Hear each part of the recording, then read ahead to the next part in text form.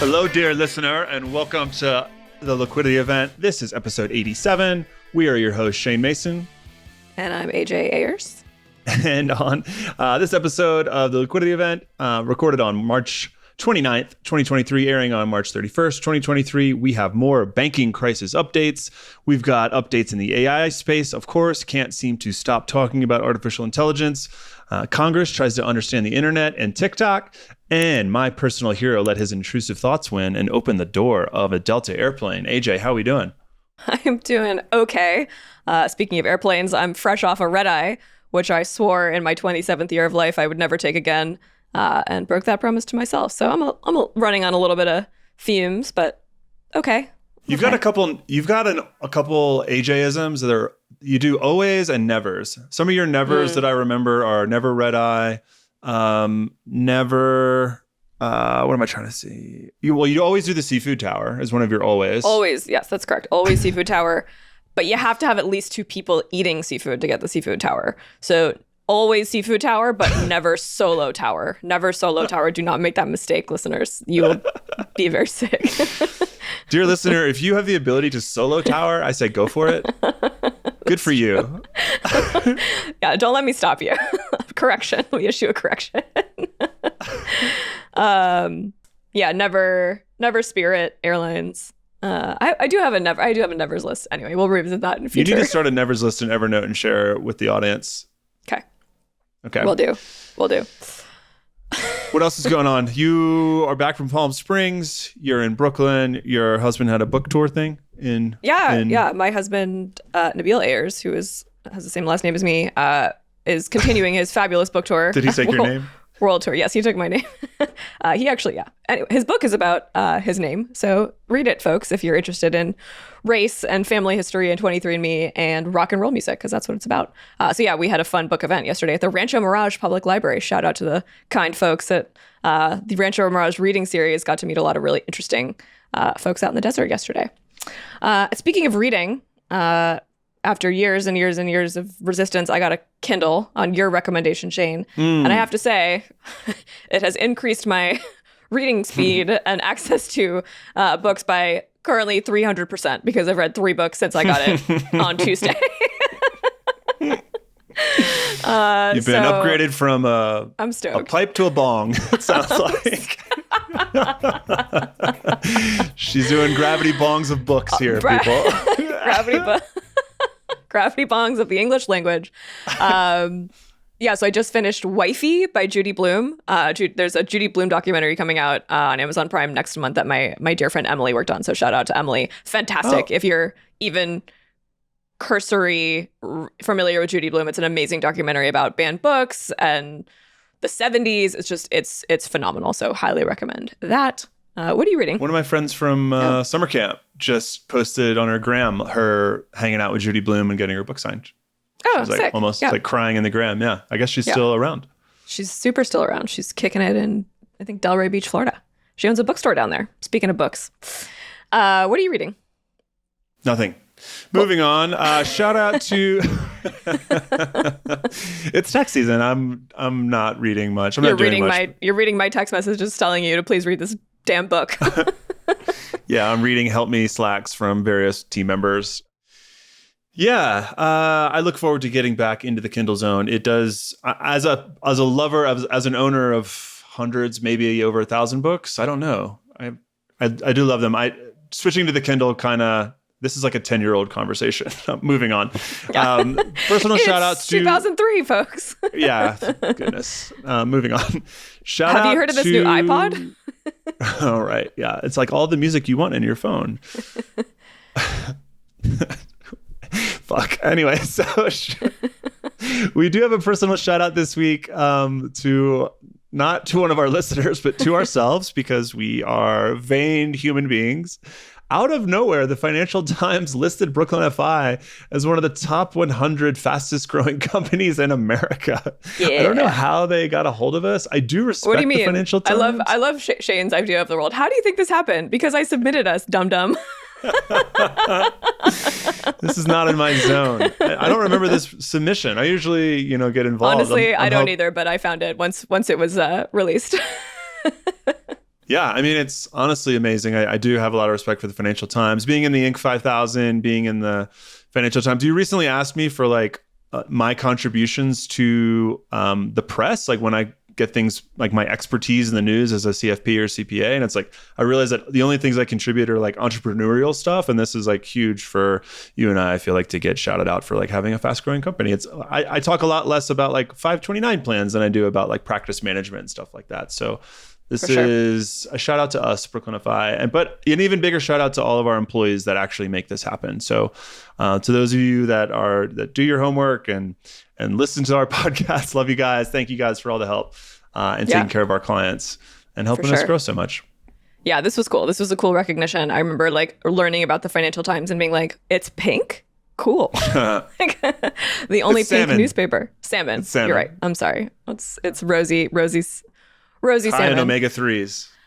Speaking of you listeners, we have a slight favor with a nice little reward. We've been doing this podcast for almost a year and a half now, and we've got a great listener base, but we'd love to get to know you and would love to get to know what you want to hear more of on the Liquidity Event podcast. So we have a survey. There will be a link in our show notes, which you can find at brooklynfi.com/episode 87. You fill out the survey. It's just a couple questions. You get a $10 Amazon gift card for your participation. So would appreciate if you're a longtime listener or a new listener, what you like, what you don't like, if who you want to replace Shane with as co-host, any feedback you have would be really appreciated. Henry Cavill. Okay, enough Brooklynify-isms, internal self-aggrandizing. Let's get into the articles. What's going on in the world of finance and tech over the last week? AJ, we have Microsoft Bing. Let's start off with some AI stuff. Is now using DALL-E's AI, the other product of OpenAI. Not only do they have ChatGPT, but they also own DALL-E, which people forget was their original artificial intelligence image generating service that came out, I believe, in 2020, kind of shook the artist industry. Now we've got ChatGPT shaking up the language industry, so to speak. Apparently it's not available yet to your everyday Gen Pop user such as you and I, but we can see people on Twitter posting hey, ChatGPT, go create this image. It talks to DALL-E. It makes sense. They're all under the same umbrella. How is this going to shake things up, AJ? Well, I'm just really excited for romance novels to have the most badass book art and cover art going forward. Is really, I see the highest and best use of this product. Gotcha. I think the main surprising thing for me when it comes to this release is I actually typed bing.com into my address bar on my Chrome browser. That's the first time I've done that in 25 years. Bill Gates is just like shuddering with excitement right now. Yeah, I don't know how this is any different. I look forward to then just going to DALL-E's directly and typing things in. I guess there's going to be some integrations between, just like you can use Zapier to get items to talk to each other. This is a more direct integration between two of the products at OpenAI that Microsoft is always also a part of. I guess a fun thing that we can imagine here is you're in a slide deck or you're in a Word document and you say, hey, convert this Word document into a slide deck. And by the way, include some images from DALL-E in between slides to keep the theme of the deck going, and boom, you've saved yourself 5 hours of work. Yeah, keep my listener engaged and use these keywords to show stock images. Like if you're we're presenting general financial advice. I can't tell you how many times I've searched image of taxes to right. We got to say something about taxes. It's a tax deadline coming up.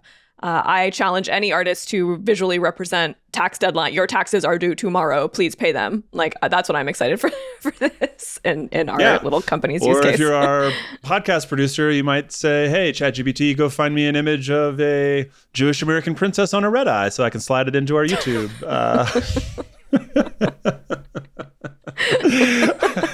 To the YouTube version of the podcast. Ooh, boy. All right. Not much of an AI update there, but just something to keep in mind is that we're going to see these tools talking to each other more often, get more integrated. It's going to be part of our, Gen Z, Millennial, Gen X tool set that we're all going to have to learn before we die. Speaking of things that you need to do before you die, home prices and purchasing homes. Prices are down for the first time in 11 years, according to, who do we have? The Wall Street Journal. Wall Street Journal has recorded our first home price drop, February of 2023. Obviously, this is a median of all homes across the country. One thing that we need to keep in mind is that they're only down, and this is from a year ago. So if we're looking at home prices that were listed in February 2022 to 2023, this is the first time over that span that they have dropped. They were only down 0.2%. Some other caveats here is that this is based on closing data. So this isn't like what's on Zillow, which means that this data is related to homes that were put under contract actually in December and January and didn't actually close until February. So it looks like if it is a trend, the trend started actually potentially back in December and January. And this might be in response to the Fed's hiking of interest rates and thus the higher cost of borrowing. And, I'm really surprised that it took this long. The interest rate hikes started over a year ago. And apparently home prices are not as elastic. People were anchored to those higher prices that we saw during the 2020, 2021 booms. AJ, your thoughts? Yeah, more of the same. We've talked about this before, just that we typically, when you see interest rates rise, you expect home prices to fall because it's more expensive to buy. It's not, when money was so cheap, when you could get $1 million mortgage at 2.25%, which we anecdotally saw. Of course, there's going to be competition. And when there's less competition, there's fewer buyers out there. There's less cash flowing in. There's less people needing to borrow, people who can borrow, right? We're talking about approved borrowers. We would expect home prices to fall. They haven't. So this lag, in my mind, we're like 12 months behind. So I don't know. I see this as like the economy behaving in the way that the economics textbooks say that it should.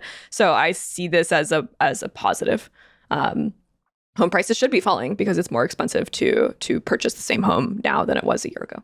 Yeah, I'm actually looking at so Goldman had this great research publication that said that over 99% of mortgage borrowers or mortgage holders currently, 99% of them, their mortgage rate is below the primary mortgage market survey, the PMMS, which I had to look up what that is. Apparently, Freddie Mac, a government agency, goes out to all banks and says, hey, what are you guys charging for a 30 or 15 year?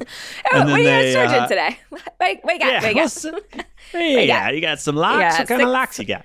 6.5%, 6.75. What you got? Freddie Mac is a Brooklyn Jew, apparently. And that's a great name Jewish for a American Brooklyn princess. Jew. Freddie Mac. Freddie Mac, America's Jewish American princess, sweetheart. Sorry, anecdotally, dear listener, a bit of a consumer protection thing here. It is not always a good idea to refinance your mortgage. It was a great idea typically, a year and a half ago. This is a bit of a no-brainer. Just anecdotally, we had a client recently. They were on the phone with their lender, and the lender was like, oh, by the way, you are eligible for a refinance, which we have been led to believe always is a good thing. But with rates being hiked, typically, what are we seeing, like 0.25% every quarter? It's not always a good idea to refi. The PMMS right now is 6.5% right now. So if your mortgage rate is below 6.5% right now, it is generally not a good idea to refinance. Of course, there are unique cases where it might be, but just a PSA, folks, that is a sales tactic. So if you're happy with your mortgage, don't necessarily rush out there to refi.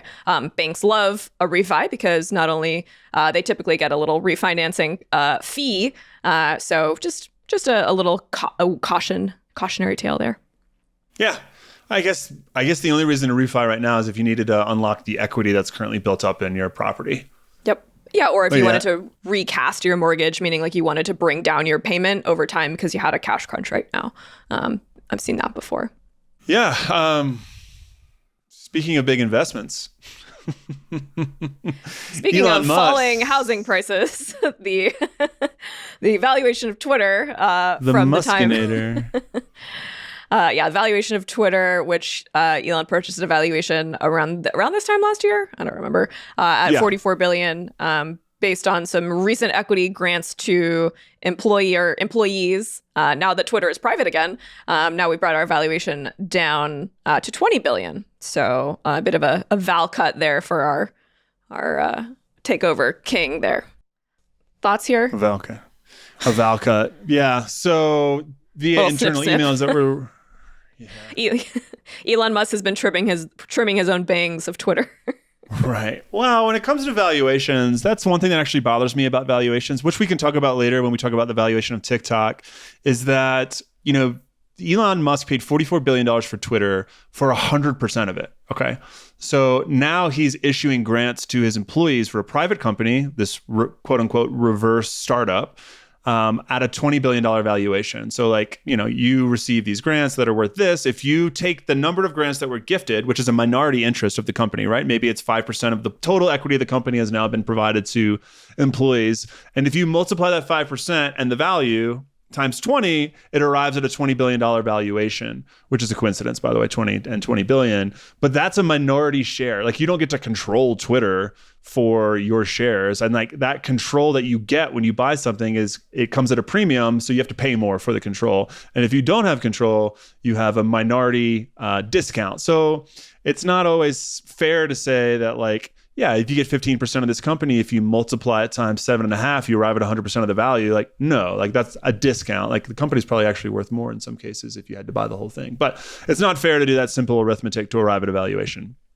But a lot of journalists will do that just to give readers an idea of a guesstimate or to triangulate. So just keep that in mind, dear reader, because we talk about valuation, or dear listener, because we do talk about valuations a lot on the cast. Yeah. In response to a request for comment, Twitter's press email responded with a poop emoji, which Mr. Musk recently tweeted will be the company's auto response for media inquiries. This is a $20 billion company. Yes, and in response to the poop emoji, a disgruntled employee leaked some of Twitter's source code on GitHub. So someone flung shit and an employee flung shit right back at them. TBD on that. Twitter subpoenaed GitHub to try to figure out where the leak came from. I don't know if they were successful in that or not. But yeah, I would love to see what an offer letter looks like from Twitter in, March of 2023. We've looked at offer letters with clients before where it promises some outlandish, multiple in the future. So I'm very curious what the Twitter HR team, or what's left of it, is promising as the future valuation of these equity grants at Twitter. Oh, I think he said something. He wants to go to 250 billion. Right. There's a path to 250 billion, but it's not easy. Yeah, my guy, that's a 10x valuation on a company that is currently a going concern or not a going concern. So good luck. Speaking of not being a going concern anymore, the cryptocurrency market has been labeled as nothing useful to society by chipmaker Nvidia. Which is looking a gift horse in the mouth, if you ask me. For those that aren't PC gamers, it's been incredibly difficult to get a graphics card over the past really 10 years because crypto knuckleheads have been buying them all up and using them to mine crypto. That has eased recently with Nvidia releasing software that makes it impossible to use their GPUs to mine for Ethereum. I'm not very well informed on that restriction, and I'm sure there's ways to get around that. But this is an oof right in the kisser from the people that really support your. I know that if you're going to start crypto mining, the first thing you do is buy a warehouse full of GPUs and then hook them all up in hopefully a energy efficient space. Hopefully, asterisk. Yeah. Let's be energy efficient in processing power for nothing. Yeah. I mean, basically, the CTO is basically stop using our processing power for something as stupid as crypto and use it for something useful like AI, or in Shane Mason's world, gaming, is what this, the CTO came out and said this. Do something useful with our product and stop hogging the supply chain, essentially. Yeah. Because ChatGPT, the original ChatGPT was built on 10,000 Nvidia graphics cards, which who knows how long that was delayed if they couldn't get them. Exactly. Yeah, I think that if we had to put artificial intelligence up next to crypto on a scale, one of them would have a very high likelihood of ending humanity. Which one is it, AJ? Which one will it be? TBD. Which one will it be? Speaking of the end of the line, Silicon Valley Bank has been sold finally to a rival bank. It was, what's the name of this bank again? First.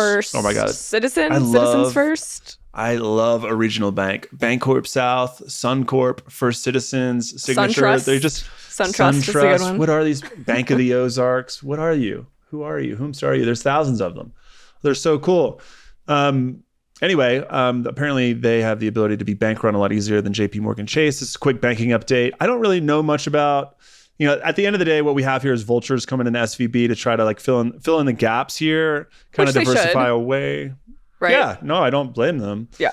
I do find it interesting. Bridge Bank is named after the Golden Gate Bridge, and it's a regional bank in San Francisco, which is trying to fill the niche of tech companies. That's I went to their website. Branding. It looks like they're I think of when I hear bridge, I think of like bridge loan, like whoa, yikes. Bridge loan, yes, not ideal for a venture company. Well, I guess you might need one, but it doesn't seem like very positive growth focused startups, if you ask me. we all need a bridge loan once in a while here and there. Who hasn't bridged? I need a bridge loan on your patience someday. Anyway, I don't know. To me, this is inevitable, right? This was what was going to happen. This auction has been going on for basically the past 2 weeks to try to figure out who the best, who's going to be the right bidder. Obviously, the FDIC and the government was overseeing these vultures, as you said. I think we just need more government regulation here because SVB went off the rails, was in too much of a risky position. They were pushing for the past decade for deregulation. They got it. And then we had a bank failure. So I think we do need some regulation of these smaller banks, which typically fly under the radar and are able to lobby for flying under the radar.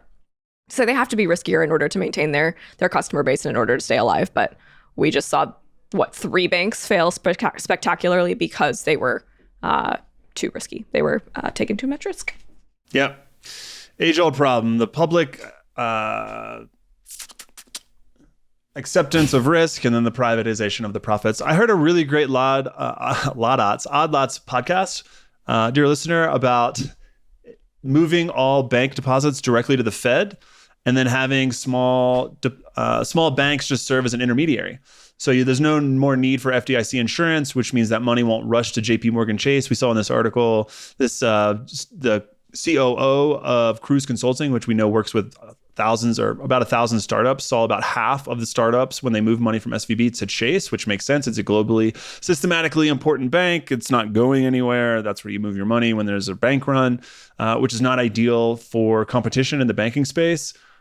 So if we just if you just opened up your accounts directly with the Fed and, we could, small banks you could still do CDs, they could still do mortgages where they actually make their money, but they serve as an intermediary between you and the Fed. And then if the Fed wants to give you money, whether that's a tax refund or if they want to put stimulus checks in your account, they don't have to figure out where you are. They just put it directly in there. And it gives them another tool to regulate the economy, monetary policy wise. I mean, speaking of crypto, that was kind of the prompt. It was like cryptos, sure, it was meant to be outside of the banking system, but the idea of crypto was that it could just be so much more instantly accessed. It was just easier to move money around. So forget crypto, why don't we just go directly to the source and just make it easier? I mean, yeah, as accountants, we saw, have you ever seen the federal government move as quickly as they did to get $700 stimulus checks into everyone's bank account? That happened in 4 days. It happened in a weekend. Imagine if every person with a social security number had some sort of an account and didn't have to go through all this red tape and nonsense. I mean, as a tax accountant that constantly has to get updated bank information for people for refunds or direct deposits, if you could just say to the Fed, hey, put my direct deposit into my Fed account. I don't need the account numbers and the routing number, et cetera. That would be a big hitch removed from filing of taxes. Spicy. Yeah. It would be lovely. Let's give the government direct access to our money, said no American ever. So curious to see how that goes. Yes, the U.S. government is constantly stifling my rights. Glad I can get an AR-15 at no... Anyway, so speaking of crypto debauchery, Sam Bankman-Fried, I'm going to skip one, AJ, sorry, is charged with foreign bribery. How about it? The hits keep coming. This guy, this guy had no regard for... Has this guy ever seen a movie or read a book, is my question. He just seemed like he was oh, you can just ask the Chinese government for, hey, Chinese government, can you unfreeze my assets? I'll make it worth your while to the tune of $40 million, please. Like, what? What's your take? What's your take on this? My theory on this is what happens when you don't get in trouble as a teenager. Okay? This guy definitely never snuck out of the house to go play video games at his friend's house or borrow someone's car that he didn't own or, do a little light shoplifting at Walmart. Things of this nature that are necessary to understand that the consequences what of your happens actions. when you fuck up. Yes. This guy definitely fucked around a little bit too late in life and found out. And now he has 13 felonies on his case, which, by the way, is all related to his girlfriend, who I'm calling the Cayman whale from here on out, because her role at Alameda, she lost all like billions of dollars as her first job out of college, was losing billions of dollars and then sending her boo to federal prison. Which, right. Take that, Monica Lewinsky. Your first job out of college. Whoa. Your boyfriend. Let's not conflate that. She did conflate. Let's take a step comparing. back there. What do you mean? That was very different. Different relationships there. But anyway, different power dynamics. Person in power, man in power. Made a mistake. Anyways. got in trouble with the law. I'm saying that. Wait, what? It's a take. I don't like that. I don't like that take. Why not? I don't like You that think take I don't at respect all. Monica Lewinsky? It sounds like it. I'm a huge fan. President of the United States. Yeah. Anyway, we You're love Monica making it Lewinsky weird. here on this Not podcast.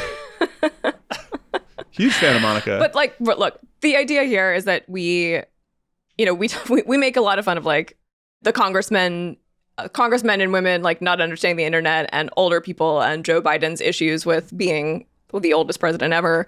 But here we have the opposite, which is that you have very young people with no experience in this case running companies and people putting so much trust in them. So it's like we're swinging in two different directions. We're saying you have too much experience, you're too old, you don't know what's going on with the tech. And then you have a situation here where someone was like, I'm so young and I know everything about everything, even though I literally have no life experience or experience running a hedge fund. And now you're going to give me $10 billion of one to run. So what I'm most excited for is the Michael Lewis book about Sam Bankman-Fried, and rumor has it that Apple has acquired the TV rights, so we should see a dramatization of this play out with some high production values, which I'm personally excited about.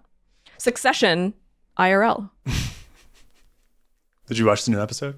No, I did not. I have not either. There will be no Succession spoilers. Oh man, speaking of spoiled people, the Facebook. No, that's a terrible transition. Speaking of spoilers, this guy spoiled a flight from Los Angeles to Seattle. There we go. A Delta passenger, while the plane was taxiing, opened the emergency slide. I'm calling this, he acquired double black diamond status because he skied out of the airplane. Get it? Woo! For those of you that don't Saving that know, one for 2 days. Diamond is the highest tier of the Delta frequent flyer methodology. I just AJ's happen to pulling have out her. my diamond medallion card or luggage tag right here. Wow. Everyone's so boy. jealous. So jealous. That's what happens when you run a business, folks, and spend too much money. Is you get status. Congrats to us. Yeah, that's we spent too much money on a credit card trophy. All right, let's end on a fun note here, or not a fun note. What do we have here? The FTC wants to ban those tough to cancel gym and cable subscriptions. Yay for the consumer. This is a Verge article stating that the FTC is going to crack down on those impossible to cancel subscriptions that we all have. What's your worst cancellation story? Oh God, I don't know. Honestly, one of the ones it's hard for me is to stay subscribed to certain types of insurance where they require you to like mail in a check to maintain my disability insurance. I move around a lot. They send my anyway. I'll have to think about a good. Do you have a good cancellation story? Just New York Sports Club in 2012 took a year to cancel. They literally would not cancel it. I think it was like $65, and it was a very important sore thumb on my budget that I wanted to get rid of. And I had to go to like 6 different offices in Midtown, and I wanted to sue them, but I had no power. So I'm I'm happy about this. There was some movement with Amazon in the EU. They had to make some changes to make it easier to cancel Amazon Prime. So yay for the EU in leading consumer protection. Love to see that. Thanks for listening this week, folks. Don't forget to fill out that survey. It'll be posted on our show notes, which you can find at brooklynfi.com/episode 87. We'll see you next week. Bye. Thank you. Bye.